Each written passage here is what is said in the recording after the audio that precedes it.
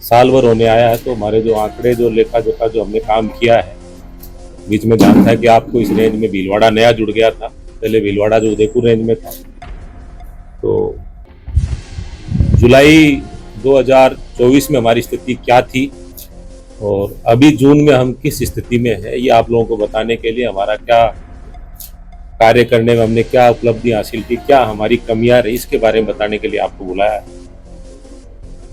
तो बेसिकली तो मैं सबसे पहले तो अपराधों के बारे में जिक्र करना चाहूँगा कि बीएनएस और जो पुरानी जो आईपीसी थी उसके हिसाब से रेंज अजमेर में सर्वाधिक 17% की कमी आई है, जो पूरे स्टेट में ये रेंजों में नंबर 1 है। स्लाइट सा थोड़ा सा कम स्टेट में, लेकिन वो एक डिस्ट्रिक्ट शहर है।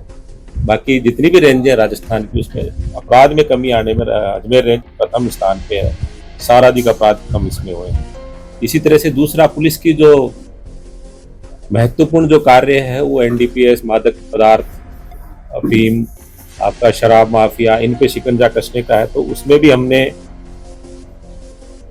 12% से अधिक की वृद्धि की। ये हमारा जो आंकड़ा है वो भी हमारा पूरे राजस्थान की सभी रेंजों में नंबर 1 है। आप लोगों को ध्यान होगा कि नए जो आपराधिक जो कानून आए उसके बाद में हर चीज का हमको टेक्निकल मौके पे जाके उसकी वीडियोग्राफी, फोटोग्राफी, टेक्निकल एविडेंस जो है वो कलेक्ट करनी पड़ती है। तो उसके बाद बहुत सारी चीजें लेके हमारा जो थोड़ी इसमें कमी आई थी, लेकिन इस चीज को लास्ट जुलाई के बाद में जो आपका 10-11 जो महीने हैं उसमें अब गति पकड़नी शुरू। आप लोगों को ये बताने के लिए लगभग साल भर होने आया है, तो हमारे जो आंकड़े, जो लेखा जोखा जो हमने काम किया है, बीच में जान था कि आपको इस रेंज में भीलवाड़ा नया जुड़ गया था। पहले भीलवाड़ा जो उदयपुर रेंज में था।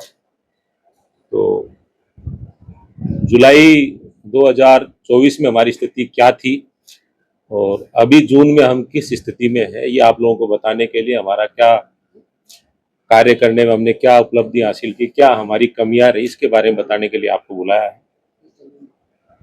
तो बेसिकली तो मैं सबसे पहले तो अपराधों के बारे में जिक्र करना चाहूँगा कि बीएनएस और जो पुरानी जो आईपीसी थी उसके हिसाब से रेंज अजमेर में सर्वाधिक 17% की कमी आई है, जो पूरे स्टेट में ये रेंजों में नंबर 1 है। स्लाइट सा थोड़ा सा कम स्टेट में, लेकिन वो एक डिस्ट्रिक्ट शहर है। बाकी जितनी भी रेंज है राजस्थान की, उसमें अपराध में कमी आने में अजमेर रेंज प्रथम स्थान पे है। सर्वाधिक अपराध कम इसमें हुए हैं। इसी तरह से दूसरा, पुलिस की जो महत्वपूर्ण जो कार्य है वो एनडीपीएस, मादक पदार्थ, अफीम, आपका शराब माफिया, इन पे शिकंजा कसने का है। तो उसमें भी हमने 12% से अधिक की वृद्धि की। ये हमारा जो आंकड़ा है वो भी हमारा पूरे राजस्थान की सभी रेंजों में नंबर 1 है। आप लोगों को ध्यान होगा कि नए जो आपराधिक जो कानून आए उसके बाद में हर चीज का हमको टेक्निकल मौके पे जाके उसकी वीडियोग्राफी, फोटोग्राफी, टेक्निकल एविडेंस जो है वो कलेक्ट करनी पड़ती है। तो उसके बाद बहुत सारी चीजें लेके हमारा जो थोड़ी इसमें कमी आई थी, लेकिन इस चीज को लास्ट जुलाई के बाद में जो आपका 10-11 जो महीने हैं उसमें अब गति पकड़नी शुरू की। और जो नए कानून है उनके अनुरूप इस तरह के जो local and minor and special acts है उसके बारे में अवृद्धि हुई। उसमें भी जो अजमेर रेंज है पूरे राज्य में प्रथम स्थान पे है। तीसरा इंपॉर्टेंट पॉइंट आपका महिला अत्याचार संबंधी है। तो महिला अत्याचार में भी हम पूरे राज्य में अच्छे स्थान पे, और हमारी जो ओवरऑल देखा जाए तो माइनस 3rd और 4th के बीच में हम, और इसमें भी -7% के लगभग की कमी आई है। SC/ST का जो आंकड़ा है, राज्य सरकार की एक गंभीर इस बारे में रहते हैं कि महिला अत्याचार और अनुसूचित जाति जनजाति वर्गों के प्रति जो अत्याचार का जो आंकड़ा है वो एक महत्वपूर्ण, वो सरकार के लिए, पुलिस मुख्यालय के लिए और पुलिस के लिए बड़ा महत्वपूर्ण चुनौती होती है। तो उसमें SC/ST एट्रोसिटीज में हम करीब 34.29% का डिक्लाइन इसमें हुआ है। किसी भी जिले का या रेंज का या राज्य का अपराधियों के प्रति जो धरपकड़ है और संपत्ति संबंधी अपराधों में जो कार्रवाई का जो वृद्धि होती है तो वो आमजन को उद्वेलित करता है। तो संपत्ति संबंधी अपराधों में पूरे राज्य में हम फिर अच्छी स्थिति में, और हमारे यहाँ करीब 39% का डिक्लाइन जो है संपत्ति संबंधी अपराधों में हुआ है। एक इम्पोर्टेंट पॉइंट जो था, बार बार मैं आपको कहता था, ITSSO जो हमारा महिला अत्याचार पोक्सो संबंधी जो मुकदमे थे उनके डिस्पोजल को लेके था। जुलाई में हमने जब ज्वाइन किया था, उसके बाद जुलाई का जो आंकड़ा देखा था उसमें हम राज्य में 12वें स्थान पे थे और हमारा बहुत नीचे था। बेसिकली ये जो स्कोर है आपका महिला अत्याचार पोक्सो संबंधी मामलों का, विद इन 2 मंथ अगर डिस्पोजल करते हैं तो आपका अच्छा होता है, अगर 2 महीने में डिस्पोजल नहीं करते तो आपका जो आंकड़ा खराब हो जाता है। तो स्टेट का जो एवरेज है वो अभी 65% है और इसमें भी हम लगभग 70% के आसपास है। तो पूरे राज्य में पहले हम 12वें नंबर पे थे, आज हम सेकंड स्थान पे हैं इसमें ITTSSO कंप्लायंस रेट में। एक इम्पोर्टेंट और जो है सबसे बड़ा है कि आपका मुकदमे हो गए, अनुसंधान हो गया और न्यायालय में चालान पेश हो गया, लेकिन सजाओं के मामले में इस चीज को मैं देखना चाहता हूं कि इस चीज पे सबसे ज्यादा फोकस रहती है। अगर दुष्कर्म के मामले या छोटी बच्चियों के साथ छेड़छाड़ के मामले या महिलाओं के अत्याचार के जो मामले हैं, वो स्पीडी इन्वेस्टिगेशन करके और स्पीडी ट्रायल करा करके लगभग 164 प्रकरणों में हमने इसमें सजा कराई, जिसमें ज्यादातर आजीवन कारावास के मामले में सजा हुई है। इसमें मृत्युदंड भी है 4 के 6 केस में।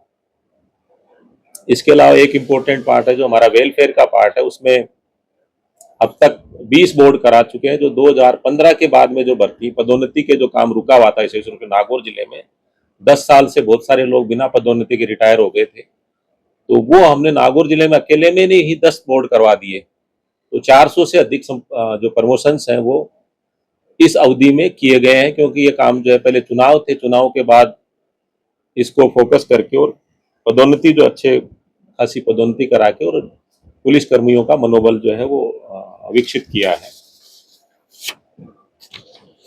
हम बार बार आप लोगों से बात करते हैं कि हमारा जो ई जन सुनवाई वाला विषय था, उसमें बड़ी अच्छी बात बताना चाहता हूं कि जो ही हमारे यहाँ पे ई जन सुनवाई का रजिस्ट्रेशन हो जाता है, तो रजिस्ट्रेशन होने के बाद जब जिस डेट आती है, तो शुरू में इसका आंकड़ा था कि हमारे 50% काम हो जाते थे, 80 हो जाते थे, लेकिन अभी लास्ट की जो फ्राइडे की जो जन सुनवाई थी, जो ही रजिस्ट्रेशन होने के बाद में जो परिवादियों के थे वो 100% काम हो गए। तो यानी लोगों में एक ये